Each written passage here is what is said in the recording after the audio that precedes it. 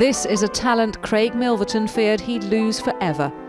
7 years ago, the professional jazz pianist was told he had multiple sclerosis. The disease comes in several forms, and Craig is among the 1 in 7 people with the disease whose condition continuously worsens. It's called primary progressive MS. I'd miss notes because of the numbness in the fingers in particular. I'd just slide off them, whereas now I can sort of really play them with confidence, you know. That's because 2 years after his diagnosis, as part of a clinical trial, Craig began taking a new drug. I felt the benefits of it straight away. I felt my hands weren't getting any worse, and that has been the case for the last 5 years. In fact, they're better, really. I can play with more confidence.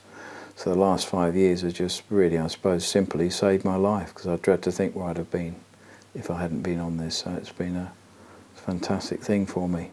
The drug Craig trialled, called sclerosis, has just become the first ever licence to treat primary progressive MS.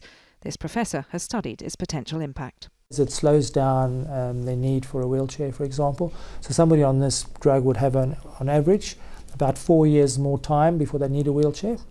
But in terms of upper limb function, it may be decades in terms of maintaining upper limb function. Sclerosis is currently being assessed by NICE, the body that decides whether a drug is cost-effective for the NHS as well as clinically worthwhile. Because this is the first treatment of its kind for people who have waited desperately for years for some treatment, we did always ask that the manufacturers work with the drugs appraisal bodies to bring the cost down so that these treatments can be available. For Craig, it's preserved his livelihood as well as his passion. I can still do what I've got to do, you know, so that's, you can't put a price on that, can you? I don't think. NICE will decide in October whether the drug that has helped Craig should be available to others with primary progressive multiple sclerosis. Catherine Jones, 5 News.